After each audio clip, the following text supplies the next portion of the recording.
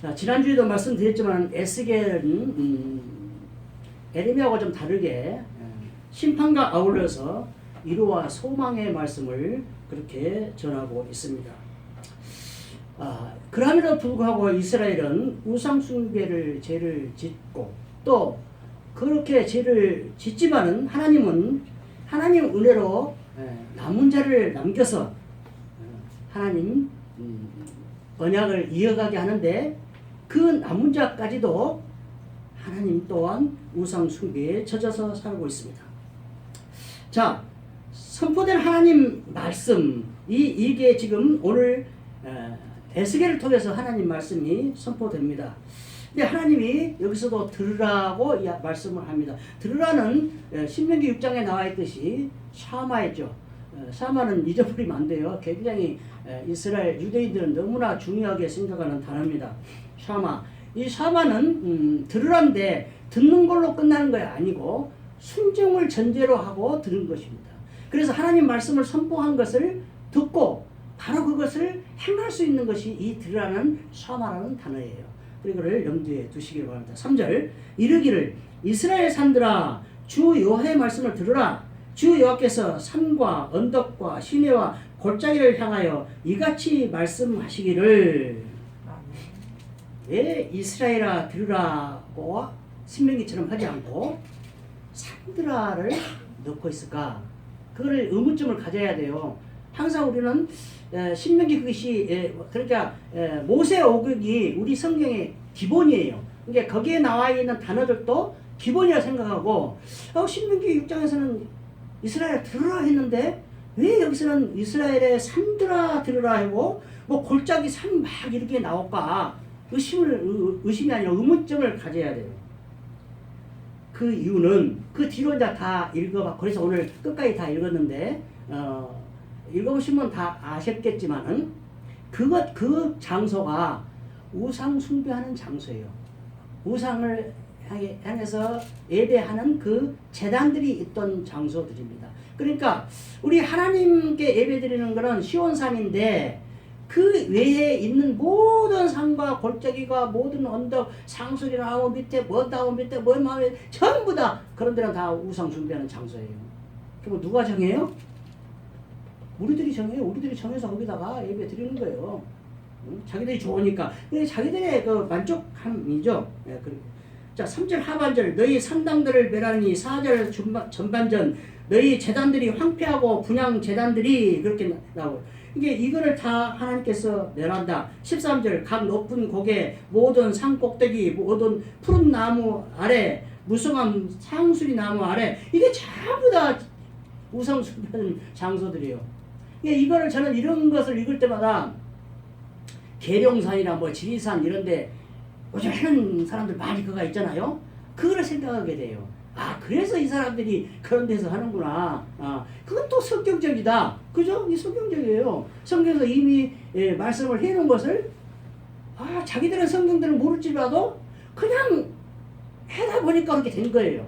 이 사람도 감동대로 하는 거예요. 그 해다 보니까 하나님 말씀대로 하는 거예요.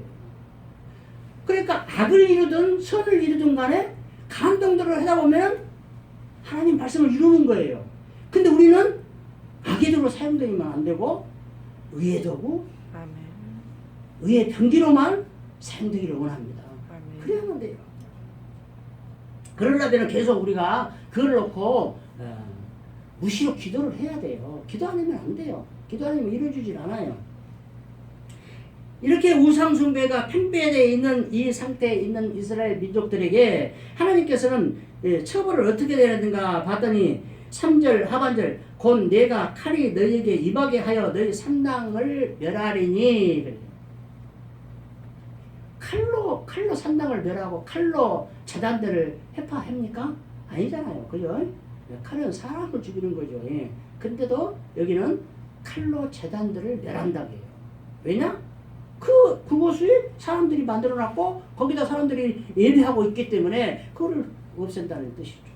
그리고 그거를 칼로 없앤다는 거예요. 11절 주 여호와께서 이같이 이르시되 너는 손뼉을 치고 발을 구르며 말할지어다 오호라 이스라엘 족속이 모든 가증한 악을 행함으로 마침내 칼과 기근과 전염병에 망하되.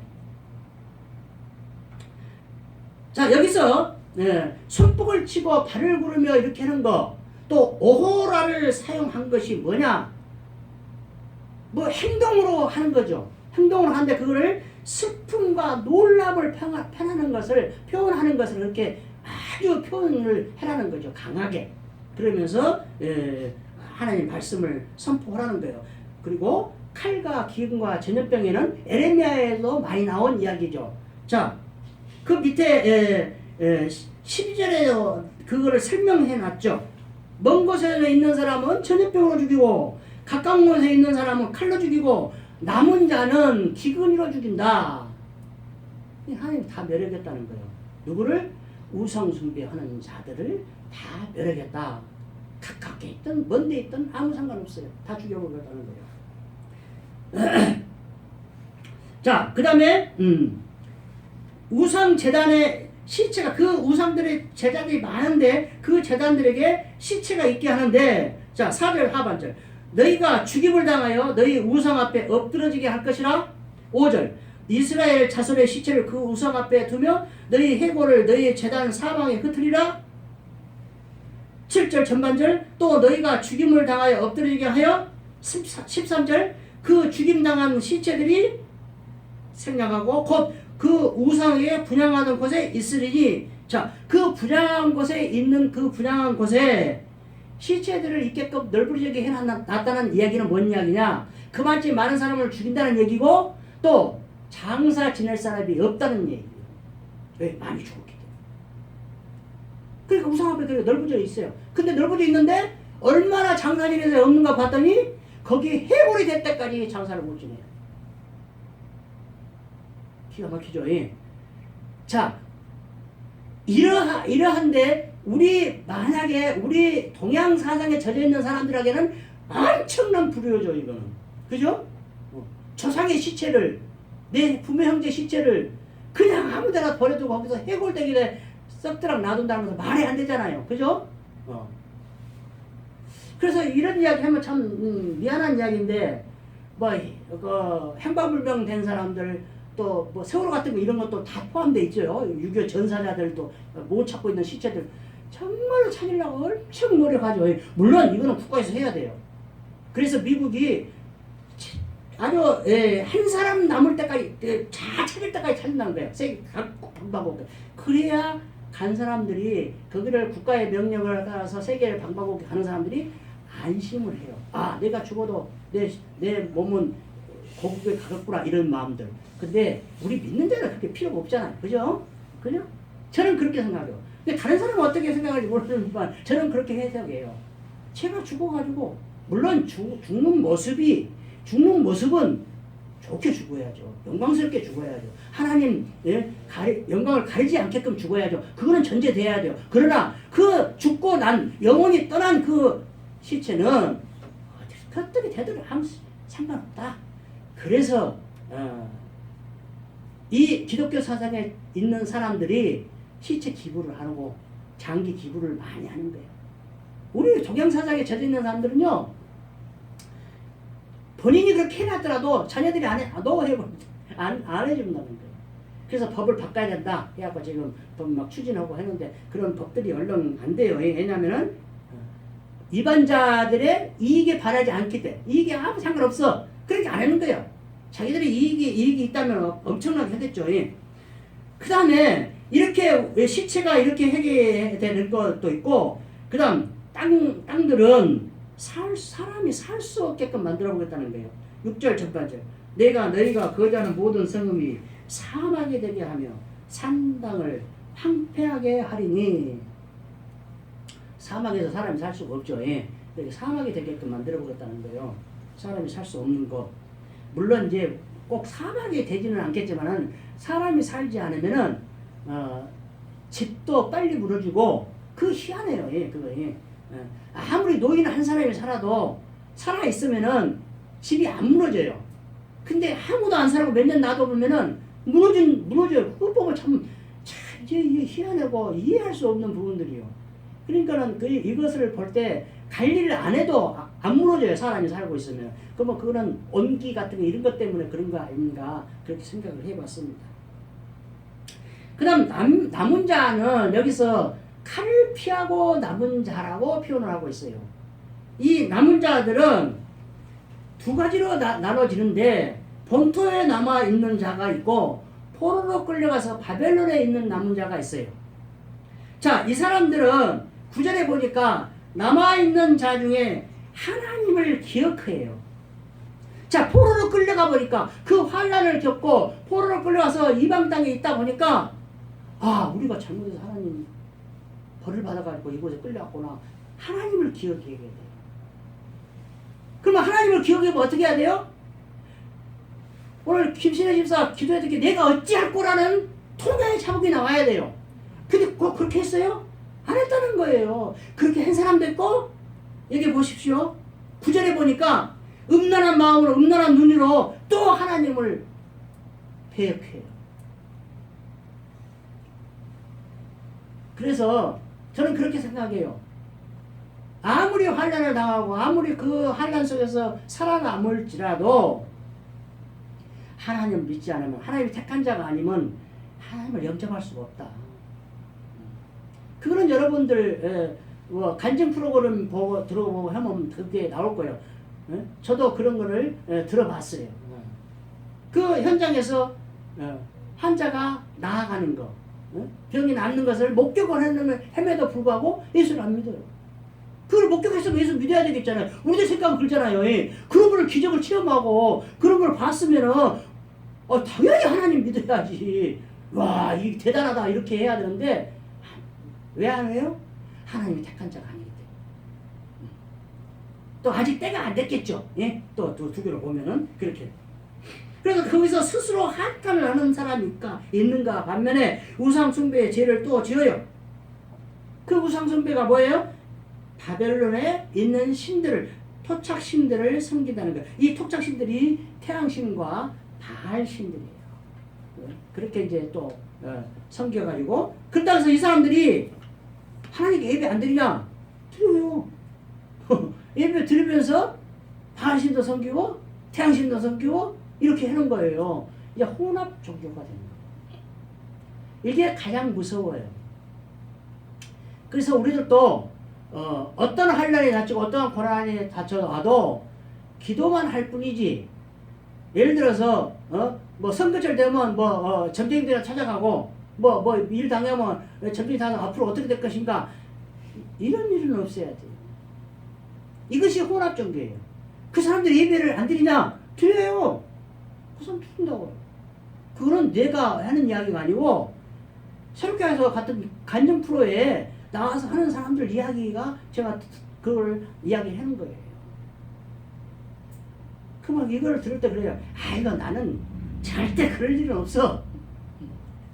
그대로 되어지기를 믿습니다. 그래야 돼. 근데 장담할 일은 아니에요. 그럼 뭐 해야 돼요? 그렇게 해달라고 간구해요. 계속. 날마다 숨 쉬는 순간마다 계속 해야 돼. 잊어버리면 안 돼요. 여기서 기억을 해야 돼. 계속. 그 다음에 이제 이런 환난을 당한 사람들에게 하나님께서 뭐라 하시냐? 내가 여호와인 줄 알아라. 자, 여호와인 줄 알아라 하면서 하나님께서는 고난과 기적을 통해서 하나님을 알게 하십니다. 고난과 기적을 통해서. 자, 산당과 제단들이 황폐됐습니다. 성읍이 사망이 되었습니다. 전염병과 칼과 기근에 죽었습니다. 포로로 끌려갔습니다. 이런 모든 것들이 처음이죠. 그러고 나서 오늘 10절 첫 시작이 그때에야. 이 그때야라는 단어가 앞에 말한 모든 것들, 고난과 기적들을 다 포함하고 있는 이 단어예요. 그래서 오늘 제목을 그때에야 하려고 했어요. 그때야 하고 여호와인 줄 알리라고 두 개 싸웠어요. 내 마음에서. 근데 그때가 쳤어요. 여호와인 줄 알아야 돼. 그때를 당해도 필요 없어. 여호와인 줄 모르면. 그래서 여호와인 줄 알리라는 것이 이겼습니다. 그래서 그렇게 제목을 잡았습니다. 자, 7절 하반절 내가 여호와인 줄 너희가 알게 하려 함이라 이런 일들을 한 것은 10절 전반절 그때야 그들이 나를 여호와인 줄 알리라 13절 하반절 내가 여호와인 줄을 너희가 알리라 14절 하반절 내가 여호와인 줄을 그들이 알리라 14절까지 있는 이 짧은 6장에 지금 몇 개 있어요? 4개가 있어요. 근데 바로 뒤에 7장에도 4절에 여호와인 줄 너희가 알리라 9절에 나 여호와가 때리는 힘을 내가 알리라 여호와는 상도 주지만은 벌도 주는 여호와인 줄 알아라 그 말이에요. 이렇게 계속 여호와인 줄 알아라는 거예요. 자, 그 다음에 이제 기적을 통해서 아는 것은 대표적으로 출애굽기 14장 13절에 모세 출애굽기 14장 13절 모세가 백성에게 이르되 너희는 두려워하지 말고 가만히 서서 여호와께서 오늘 너희를 위하여 행하시는 구원을 보라. 너희가 오늘 본 애굽 사람을 영원히 다시 보지 아니하리라. 너희들을 구원하는 것은 여호와 하나님이 하는 것이지 너희들이 할 일이 없다. 가만히 서서만 보고만 있어라. 보고 있다는 건 뭐예요? 체험이라는 거예요. 보고 체험이라는 거예요. 여호와가 어떻게 행하시는 것을 체험해라는 거예요. 그 체험을 하고 기억을 해서 잊어버리지 말라는 거예요. 항상 그 이야기겠지. 근데 그 뒤에 그 전에도 한번 말씀드렸지만 오늘 본 애굽 사람을 영원히 다시 보지 아니하리라 이 말은 다시는 이제 애굽으로 가지 말라는 뜻이에요. 근데 또 누가 애굽으로 갔죠? 아브라함이 기근을 당하니까 갔죠. 이삭은 기근을 당했는데 갈라했는데 가지 못하게 하나님 막았죠. 이 차이는 뭐라겠어요? 할례를 받았냐 안 받았냐 차이, 언약을 받았냐 안 받았냐 차이, 그 차이예요. 이제 저렇게는 그렇게 뭐 다른 뜻도 있겠죠. 근데 저는 그렇게 해석을 했습니다. 자, 이런 여호와의 것을 알게 하는 것은 고난과 기적을 통해서 아는데 하나님이 칼과 전염병과 칼과 기근을 통해서 다 없애버리겠다고 했는데도 불구하고 또 하나님이 은혜를 베푸셔서 남아있게끔 한 자들이 있어요. 그 아까 남아있는 자 어떤 사람들이요? 본토에 있는 남아있는 자와 포로로 끌려가는 남아있는 자들이 있는데 하나님이 이렇게 한 이유가 있죠. 왜 했을까요? 하나님을 알게 하기 위해서. 그 사람들이 하나님을 또 어떻게 앞으로 인도하고 보호하시는 것을 알게 하기 위해서요. 또 한 가지는 하나님이 언약 때문이에요. 하나님이 약속하신 것 때문에 남아있게 했어요. 왜? 아브라함에게 너희 후손이 별과 같이 모래와 같이 바다의 모래같이 충만한다고 했는데 다 죽여버리고 끝나버렸어. 그럼 하나님 말씀이 안 맞네? 그죠? 근데 남아있게 해서 다시 그 남아있는 자로 해서 또 민족을 또 번성하게 만드는 거예요. 또 하나의 이유는 하나님을 증거하라는 거예요. 하나님을 증거하라는 것은 이사야서 46장 9절 그가 이르시되 네가 나의 종이 되어 야곱의 지파들을 일으키며 이스라엘 중에 보존된 자들을 돌아오게 할 것은 매우 쉬운 일이라 내가 또 너를 이방의 빛으로 삼아 나의 구원을 베풀어서 땅끝까지 이르게 하리라. 아멘. 자, 여기서 중요한 것은 야곱의 지파들을 크게 번성을 시키겠다는 약속과 함께 또 한 가지는 너희들을 다시 본토로 돌아오게 하는 구원을 하는 것은 나에게는 너무나 쉬운 것이다. 쉽다는 거예요. 쉽게 할 수 있는 일이라는 거야. 근데 너희들은 하지 못해. 그렇죠? 유대인들이 자기들 힘으로 포로 귀환을 했습니까? 아니죠. 그냥 고레스 마음을 감동시켜보니까 바로 대화불죠. 예. 그러기 쉬운 일이다. 그래서 하나님의 구원은 하나님께는 쉬운 일이지만은 우리들은 할 수 없는 일이다. 영원히 할 수 없는 일이다. 시편 46편 10절 이르시기를 너희는 가만히 있어 내가 하나님됨을 알지어다. 내가 문나라 중에서 높임을 받으리라. 내가 세계 중에서 높임을 받으리라 하시도다. 아멘. 남은 자를 남겨놓은 이유는 또 뭐냐고? 하나님을 높이기 위해서. 하나님 여호와를 증거하라는 이야기가 또 비슷한 이야기인데, 증거라는 것은 하나님을 믿으라는 얘기죠. 근데 이거는 하나님을 높여라는 얘기예요. 높이라는 얘기. 그러기 위해서 내가 너희들을 남겨놨다.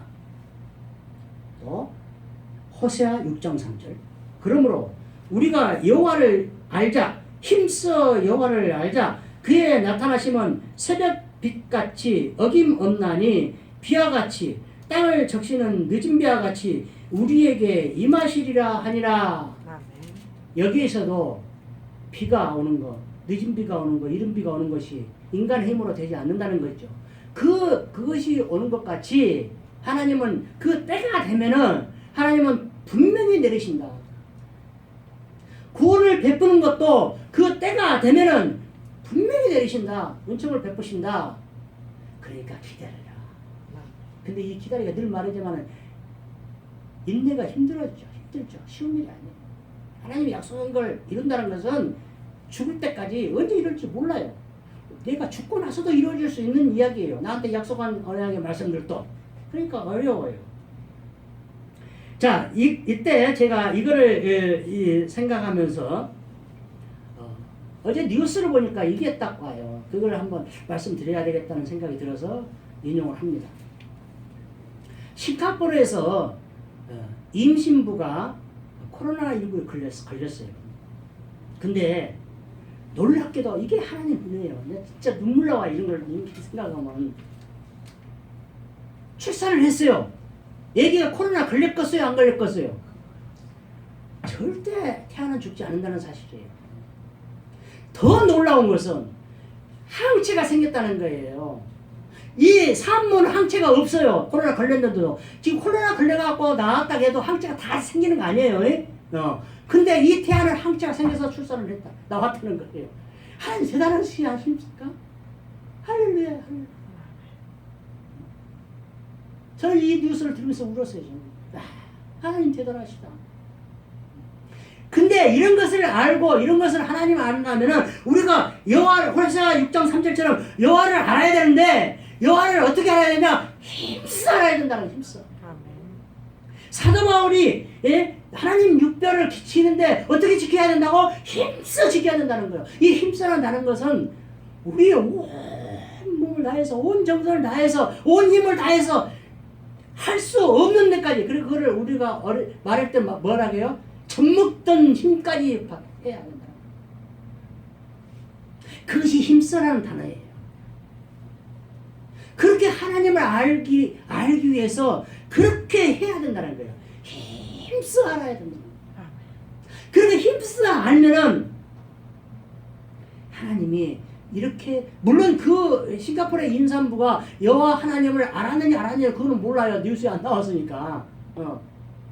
그러나 하나님을 알지 않았던 하나님은 태아를 그렇게 하신다는 거예요. 사고가 나고 병이 걸리고 임산부가 걸리고 임신부가 걸려도 태아는 지장이 없다. 그래서 임신했을 때 막 마음대로 담배 피고 커피 마시고 막 하라는 얘기는 아니에요. 조심할 건 해야죠. 그러나 인간의 힘으로 되지 않는 것을 당했을 때는 하나님은 분명히 태아를 살리신다. 그 개념을 심어야 돼. 하나님은 그렇게 유대하시다. 그렇게 하나님은 새 생명을 그렇게 존귀하게 귀하게 여기신다. 그걸 우리가 신앙 개념으로 삼아야 돼. 그런 하나님이다. 그런 여호와 하나님을 우리가 알자. 그런 여호와 하나님을 우리가 믿는다. 그런 여호와 하나님을 나의 구원자로 삼는다. 아멘. 대단한 일입니다. 그 하나만이라도 우리는 눈물을 흘리면서 하나님께 나아가야 돼요. 그러니 그런 마음으로 살아가면은 어찌 이웃을 사랑하지 않을 수가 있겠느냐? 새 생명을 사랑하지 않을 수 있겠느냐? 이웃 사랑은 생명을 사랑하는 거예요. 그죠?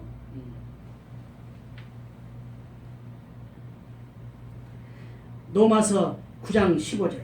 모세에게 이르시되 내가 긍휼히 여길 자를 긍휼히 여기고 불쌍히 여길 자를 불쌍히 여기리라 하셨으니 모세에게 이르시되 하면 구약에 있어요. 출애굽기 33장 19절에 있는 것을 사도 바울이 로마서 9장 19절에서 인용을 했어요. 어떻게 인용을 해요? 긍휼히 여길 자를 긍휼히 여기고 불쌍히 여길 자를 불쌍히 여기리라.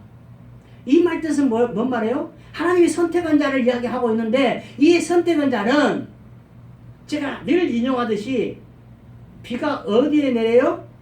사막에 내리지 않아요. 왜? 사막에는 물이 없기 때문이에요. 우리 안에 긍휼이 있어야만이 하나님의 긍휼하심이 임하신다는 얘기예요. 그 개념을 또 심어야 돼요. 우리가 신앙 개념을. 사막에는 비가 안 온다. 왜 안 올까? 물이 없다. 우리가 안에 물이 없으면 성령이 없으면 하나님이 임하지 않는다.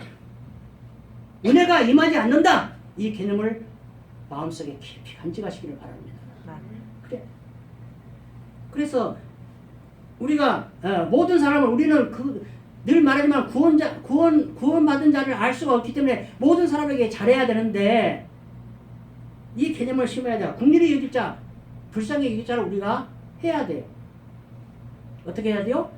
이단 같은 사람 나한테 피해 많이 입히고 막 하는 사람들한테 꼭 이웃 사랑을 해야 될 것이냐? 이 개념을 해야 돼. 분명히 성경에도 이단을 한 사람들은 경고해서 멀리 하라겠어요. 근데 그거를 바로 갑자기 안 해요. 한 번 1대1로 고면하고, 두 번은 증인을 데리고 가서 고면하고, 세 번째는 교회 앞에 광고해서 고면하고, 해도 안 되면 멀리 하라. 그러면 사람들은 함부로 멀리 하면 안 되겠죠.